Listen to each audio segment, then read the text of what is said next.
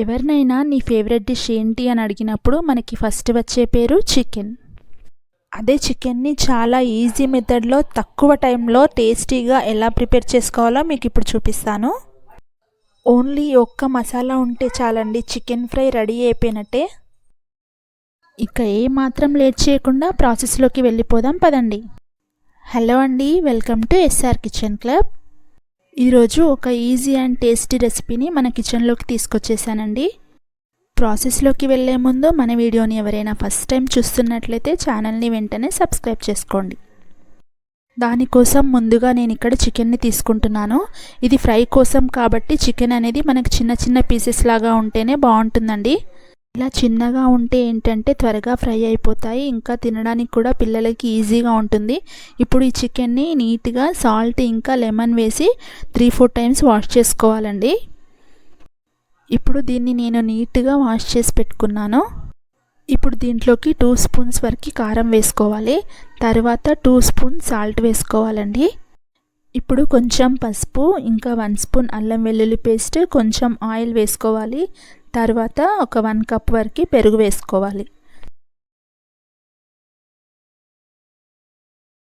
ఇప్పుడు దీన్ని మొత్తాన్ని మంచిగా కలిసేటట్టు కలుపుకోవాలి. నేను ఇక్కడ ఈ రెసిపీ ప్రాసెస్లో చికెన్ని ముందే మ్యారినేట్ చేసి పెట్టుకుంటున్నానండి.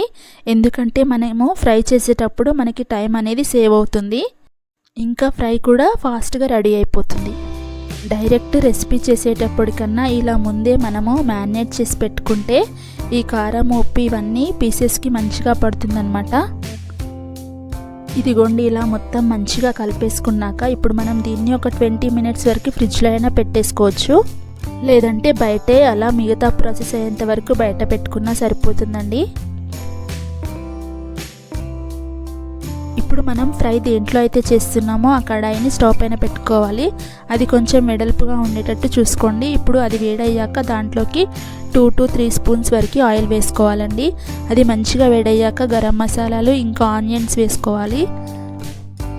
ఇప్పుడు ఒకసారి మొత్తం మంచిగా కలిపేసుకోవాలి. ఈ ఆనియన్స్ అనేవి ఆయిల్లో మంచిగా కలర్ వచ్చేంత వరకు ఫ్రై చేసుకోవాలి. ఇవి త్వరగా ఫ్రై అవ్వడానికి దీంట్లో ఇప్పుడు 1 స్పూన్ వరకు సాల్ట్ వేసుకోవాలండి. ఇదిగోండి, ఇలా మంచిగా కొంచెం బ్రౌనిష్ కలర్ వచ్చేంత వరకు ఫ్రై చేసుకోవాలి. ఇప్పుడు దీంట్లోకి మనం మ్యారినేట్ చేసి పెట్టుకున్న చికెన్ టెక్స్చర్ని మొత్తం వేసేసుకోవాలి. ఇప్పుడు మొత్తం అంతా మంచిగా కలిసేలాగా కలిపేసుకోవాలి.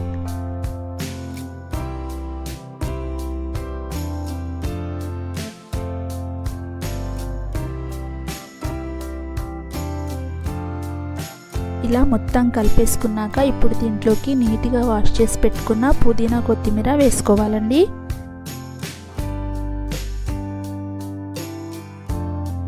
ఇప్పుడు మళ్ళీ ఒకసారి మొత్తం కలిపేసుకోవాలి.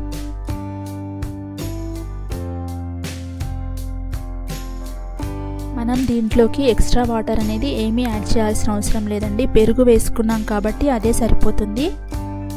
ఇలా మొత్తం కలిపేసుకున్నాక ఇప్పుడు మూత పెట్టుకొని ఒక 10 to 15 మినిట్స్ వరకు ఉడికించుకోవాలి. కొంచెం ఉడికిన తర్వాత ఒకసారి మూత ఓపెన్ చేసి చూద్దామండి. ఇది అడుగంటకుండా అప్పుడప్పుడు కలుపుతూ ఉండాలన్నమాట. ఇదిగోండి, పీసెస్ కూడా చిన్న చిన్నగా ఉన్నాయి కాబట్టి త్వరగానే ఉడికిపోతున్నాయండి.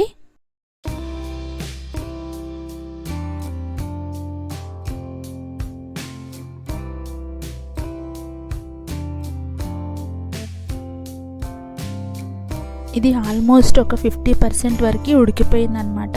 ఇప్పుడు ఒకసారి మూత పెట్టుకొని ఒక 5 మినిట్స్ వరకు మగ్గించుకుందాం.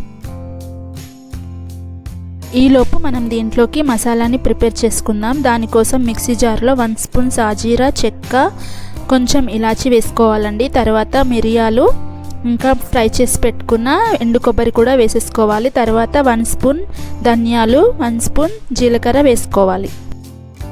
ఇప్పుడు వీటన్నింటిని మిక్సీ జార్లో వేసుకొని పౌడర్ లాగా ప్రిపేర్ చేసుకోవాలి. ఇదిగోండి, ఇలా ఫైన్ పౌడర్ అయ్యేటట్టు చూసుకోండి. ఎప్పుడైనా కర్రీస్లోకి ఇలా ఫైన్ పౌడర్ అయితేనే కర్రీకి టేస్ట్ వస్తుందండి. ఇప్పుడు చికెన్ పైన ఒకసారి మూత ఓపెన్ చేసి చూద్దాము. ఇప్పుడు దీంట్లోకి మనం రెడీ చేసి పెట్టుకున్న మసాలా పౌడర్ మొత్తాన్ని వేసేసుకోవాలి. ఈ ఒక్క పౌడర్ ఉంటే చాలండి, మనం చికెన్ ఎప్పుడంటే అప్పుడు ఫ్రై చేసుకోవచ్చు.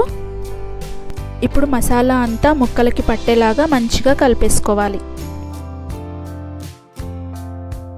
ఇదిగోండి ఇలా మొత్తం మంచిగా అడుగు నుండి కలపాలండి.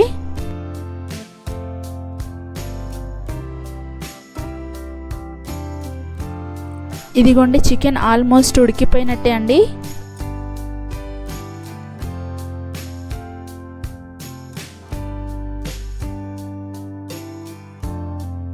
ఇలా మొత్తం మంచిగా కలిపేసుకొని ఇప్పుడు లాస్ట్లో ఫినిషింగ్ టచ్గా నీట్గా వాష్ చేసి పెట్టుకున్న పుదీనా కొత్తిమీరని వేసేసుకోవాలి. ఇప్పుడు ఒకసారి మంచిగా కలిపేసుకోవాలి.